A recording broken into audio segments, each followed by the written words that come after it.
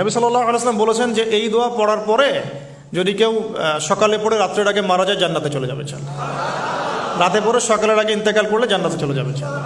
আমি ইস্তেগফারের আপনাদেরকে 2-3টা দোয়া শিখাই দেই আগে ছোট্ট করে।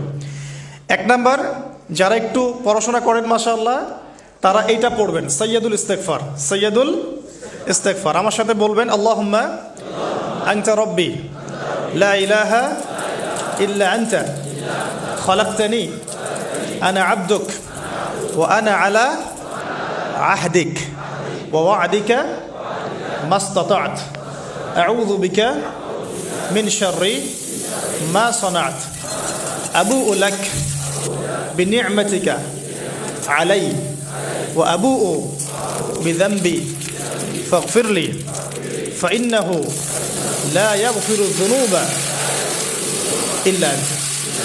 এই যে আমরা গত লেকচারে বলেছিলাম যে আমাদের ইবাদতগুলো অন্তঃসার শূন্য হয়ে যাচ্ছে এই কারণে, বিকজ আমরা অর্থটা বুঝি না। এই যে দোয়াটা আপনি করলেন, নবী সাল্লাল্লাহু আলাইহি ওয়াসাল্লাম বলেছেন যে এই দোয়া পড়ার পরে যদি কেউ সকালে পড়ে রাত্রের আগে মারা যায় জান্নাতে চলে যাবে ইনশাআল্লাহ। রাতে পড়ে সকালের আগে ইন্তেকাল করলে জান্নাতে চলে যাবে ইনশাআল্লাহ। কি পড়লাম? আল্লাহ পাক বলছেন, নবী সাল্লাল্লাহু আলাইহি ওয়াসাল্লাম বলছেন, আল্লাহুম্মা হে আল্লাহ আনতা রব্বি, আল্লাহ তুমি আমার রব, খলাকতানি তুমি আমাকে সৃষ্টি করেছো, আনা আবদুক আমি তোমার বান্দা, ওয়া আনা আলা আহদিকা আমি তোমার সাথে যে অঙ্গীকার করেছি এর উপরে আছি, মাস্তাতা থাকার চেষ্টা করছি, আমি সাধ্যমতো থাকার চেষ্টা করছি। আবু'ু লাকা বিনি'মাতিকা আলাই আমার উপরে আমার যে উপরে তুমি যে নিয়ামত দিয়েছো আল্লাহ এগুলো আমি স্বীকার করছি। আল্লাহ তুমি আমার উপর যত নিয়ামত দিয়েছো আমি স্বীকার করছি। ওয়া আবু'ু বিযানবি আমার যত গুনাহ আল্লাহ সব স্বীকার করছি। এইভাবে যদি বান্দা আল্লাহর কাছে দোয়া করে আল্লাহ মাফ করবেন না? সুবহানাল্লাহ। ফাগফিরলি আল্লাহ আপনি আমাকে মাফ করুন, ফাইন্নাহু লা ইয়াগফিরু যুনুবা ইল্লা আনতা কারণ আপনি ছাড়া যুনুব কেউ ক্ষমা করতে পারেন। ব্যাস এইভাবে বুঝে বুঝে এটা যদি না পড়েন অ্যাটলিস্ট এতটুকু, আস্তাগফিরুল্লাহাল্লাযী লা ইলাহা ইল্লা হুয়াল হাইয়ুল কাইয়্যুম ওয়া আতুবু ইলাইহি, এইটুকু। আর এটাও যদি না পড়েন, না পড়াটা একটু লজ্জার যদিও বা, তাও যদি না পড়েন তাহলে বলবেন আস্তাগফিরুল্লাহ ওয়া আতুবু ইলাইহি, আস্তাগফিরুল্লাহ ওয়া আতুবু ইলাইহি। আসুন তাহলে আমরা কাজগুলো পেয়ে গেলাম। এখন আসুন আমরা কেন রোজা রাখছি। নবী করিম সাল্লাল্লাহু আলাইহি ওয়াসাল্লাম এখানে উদ্দেশ্যটা বলছেন। এই দিনে কি করা হয়েছে? মুসা আলাইহিস সালাম এবং তার কওমকে নাজাত দেওয়া হয়েছে, ফেরাউন তার কওমকে ডুবিয়ে দেওয়া হয়েছে। এই তো এই রোজার সাথে কিন্তু হুসাইন রাদিয়াল্লাহু আনহুর কারবালার শাহাদাতের কোনো সম্পর্ক নাই।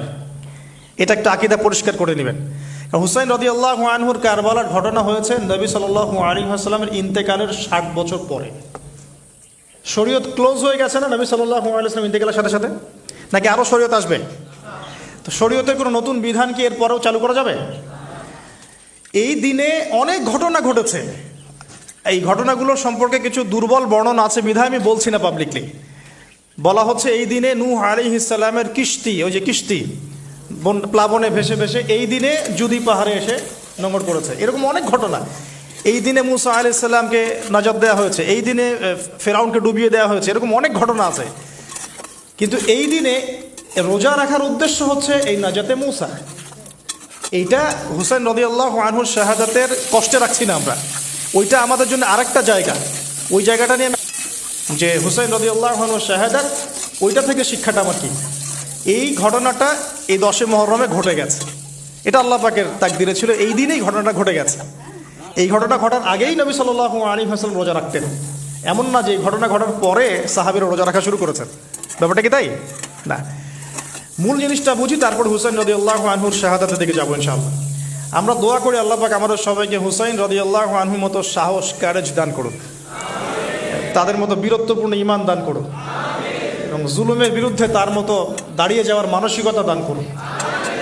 আল্লাহ পাক সারা দুনিয়া থেকে ইয়াজিদদেরকে ধ্বংস করুন, এবং রাসূল সাল্লাল্লাহু আলাইহি ওয়াসাল্লামের কলিজার টুকরা নাতি হুসাইন রাদিয়াল্লাহু আনহুকে আল্লাহ পাক জান্নাতের উচ্চ মর্যাদা দান করুন। তো এখানে দেখুন মুসা আলাইহিস সালামের নাজাতের সাথে আশুরার ঘটনা জড়িত। আর একটা কথা আমি বলে দিই, মুসা আলাইহিস সালাম, তার কওম, ফেরাউন এবং শেষ জামানা দাজ্জাল, জেরুজালেম, ইহুদি, এদের সবার সাথে একটা যোগসূত্র আছে। একটু বোঝার চেষ্টা করবেন। আবার বলছি, রোজাটা রাখছি আমরা আশুরার স্মৃতিতে, ওই স্মরণে। এই আশুরার দিন এর ঘটনা, মুসা আলাইহিস সালামের কওম, ফেরাউন, বনু ইসরাইল, এখনকার জেরুজালেম, জিউসদের উত্থান, শেষ জামানা